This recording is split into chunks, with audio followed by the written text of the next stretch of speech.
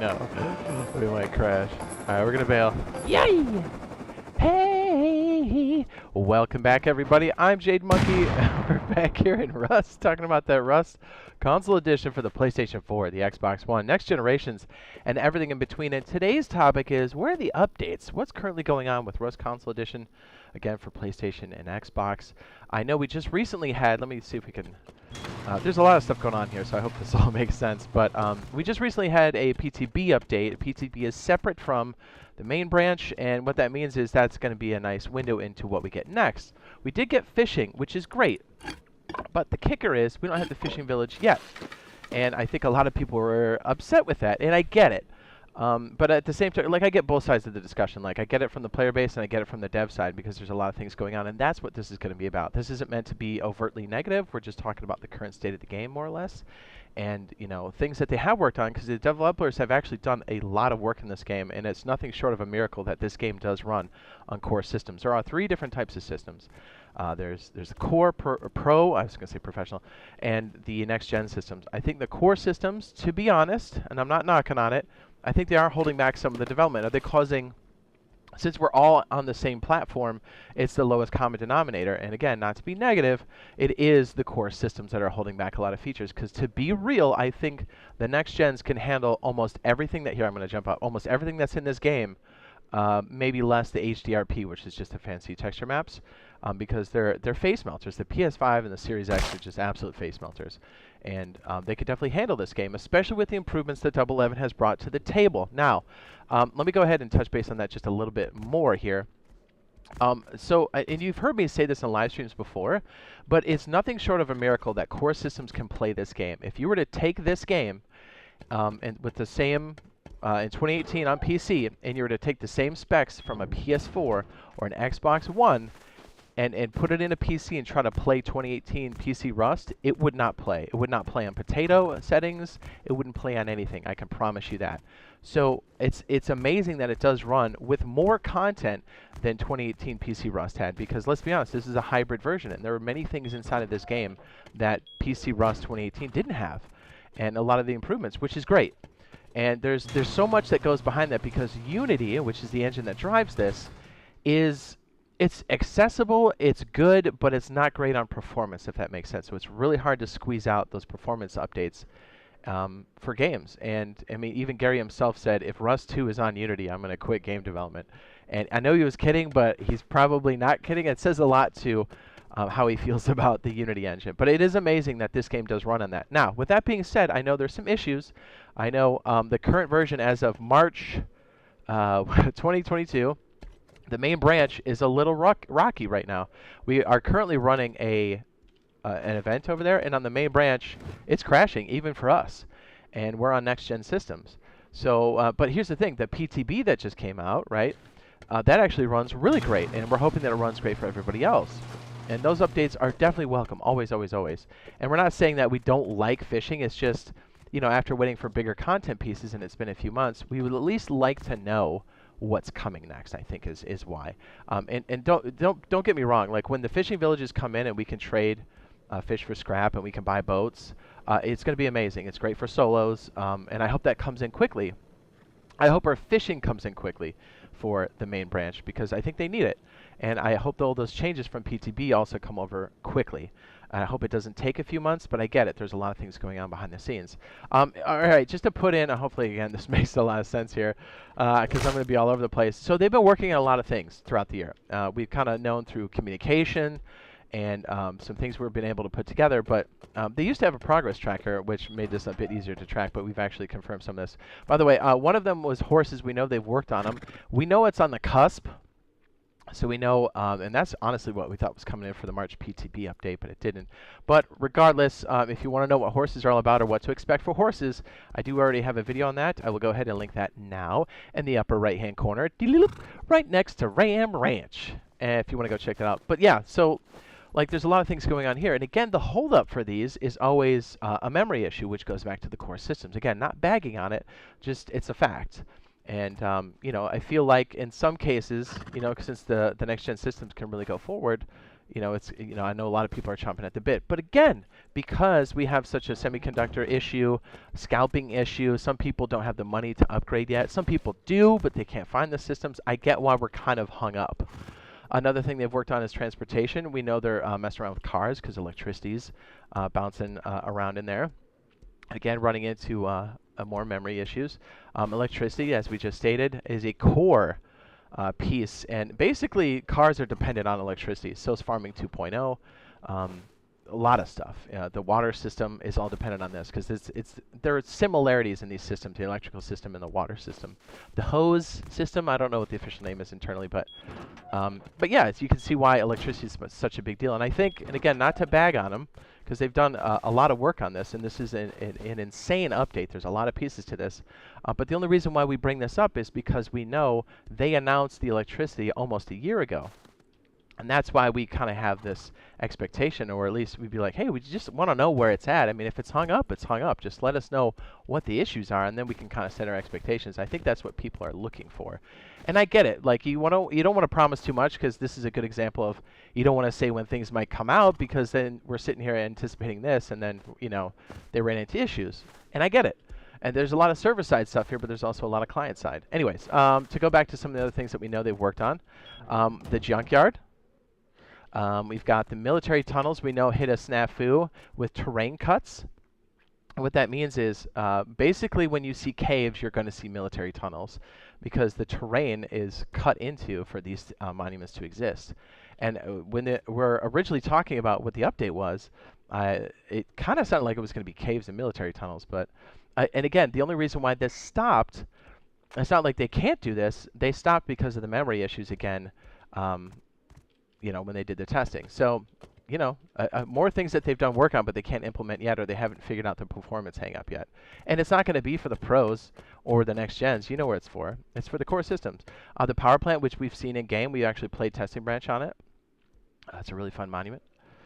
We've got, and that's kind of hanging in wait. So we're kind of like, is it going to be junkyard or power plant? And it could be. Let's see. Let's go over here. We have the cargo ship.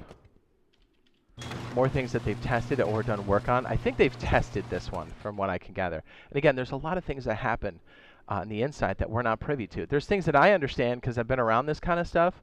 You know, these kind of companies, you know, like how things work. And yeah, like there's a ton of stuff that we're not privy to. So we got the cargo ship here. And again, I think all these things would be in. Okay, let's put it this way. And again, I'm not trying to bag on the OG systems. I get it. And I think it's awesome that we've got so many places we can play Rust. But let me just throw it out there. If the OG systems weren't supported, and we even went from pros on up, I think all of the stuff listed here, if not like 75% of it, could most likely be in the game, right? Based off of the hardware setup and everything else. So, you know, that kind of tells you, like, man, should they fork the development? I don't know what the options are. I'm just throwing stuff out there. I'm just having a discussion. Like, should there be support for the core systems up to a certain point, and then it branches off so then the other systems can just go ham? Because I feel like, I hate to use the word, I feel like it's holding back some of the development at times. And it would be nice to, like, have an area where we can all play with all the different platforms, but, like, it would also be nice to have another branch where it's like they can go ham with the resources that are available. Right? Because, or even let me throw this out there too as a hypothetical. What if there was a branch just for the next gen systems? We would have so much in the game. And again, I know it's not that easy. I know there's a lot of things that go into that. There has to be a whole other, if you fork the code, you're like doubling up on the amount of work and then people you have to have there, and there's a finite amount of resources. I get it. But I mean, I'm just putting that out there. It's like, what's the plan? So like when the PlayStation goes and the Xbox aren't supported anymore, at some point in the future, it's years down the road, what is the game plan for Rust then, right? Like, are they just going to stop it there and say, hey, you can play it? We're just not going to update or support that version, and then they're going to move forward with the next-gen stuff? And if that is the plan, when is that going to occur? I guess, what is the future plans? Is there going to be a fork? Is there going to be a hard stop on some of the core systems when they stop supporting it? Because really, it's a PlayStation and Xbox thing, right? Like, as soon as they're done supporting the software, they could technically leave it in a playable state, and then they don't have to update it anymore. I mean, it's really up to the developers. So, and I think the pandemic really messed things up because the semiconductor shortage isn't helping. The fact that development slowed way down and the adoption rate for the new systems is way, way down because of all the things, you know? I mean, people lost their jobs. It was hard to find systems if you did have the money to buy it. And then the scalper issue, I mean, it's been all over the map. I get it. So I think that's one of the major reasons why we're having the hangups. I think the adoption rate has been very slow because of the world situation. But also, I think they were kind of banking on that. I mean, I don't know. This is me guessing, but you know, because like maybe they're like, hey, we got about 2 years, and then most people will adopt the new stuff, and then we can update whatever. Or maybe they just ran into major memory issues. I mean, I know that's it. I mean, they flat out said it on so many different things, like even the minis. They were talking about like, hey, we tested it, but the problem is while you move quickly, here I'm just going to jump up, while you move quickly, as things load in, let me see if I can get this to pop out. It slows things down, and on the core systems, that's where the major hang-up is. So, I mean, you're moving really fast. Let me see if I can get it out of range. Come on, LODs, pop out. See, it's still in there, still in there. It's starting to go away. There it goes. So, like, if you're flying fast and you've got a bunch of bases loading in, it can really hang, and you need smooth gameplay. I get that. So, I mean, I don't know what the answer is. Some people have suggested a roadmap. They've even talked about it, and I get it's real scary to put up dates and stuff, and maybe it doesn't have to be a traditional roadmap. Maybe it could just be a progress tracker. I mean, they were initially on the Face Punch project tracker before this even came out, and that was very helpful. Even if it says where the blockers are at, like let's say you're hypothetically working on electricity, like we've got A, B, and C done, but D, E, and F are hitting game blockers for these reasons. That would be great for the community because then we can kind of set our expectations. You don't have to set dates unless, or just put like big general dates, like quarters or something. You know, that would help us tremendously. And if there's a hang-up, let us know what the blocker is, and then change the date to be announced or something like that. I don't know. These are just suggestions. I'm not trying to tell them how to do their job. It's just, I think it would help the community. It would help us. And kind of see where they're at with things, because a little bit of communication would go a long way. And not that they haven't, it's just, you know, I think we're in the situation now where a lot of people are like, somebody put in my comments, I thought this was pretty good. It's they're like, this is like getting socks as a Christmas present. And I was like, you're kind of right. Like, the socks are useful and helpful, but when you're expecting something else, it's a little different, I guess. Not to say that the fishing's bad. The fishing's actually really good, and you can get scrap from this without the village. It's just these things really go together. But anyways, that's my discussion on the where the update's at. I think it's really some of the memory issues that we've had for core systems.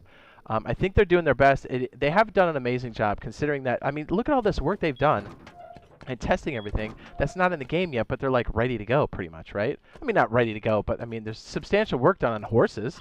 You know what I mean? There's substantial work done on electricity. And they've really squeezed out amazing performance that Unity is almost impossible to get out of, right? It's such a, I don't want to bash too much on Unity, but it's very accessible. It's not very good on performance. Let's put it that way. It's a resource hog.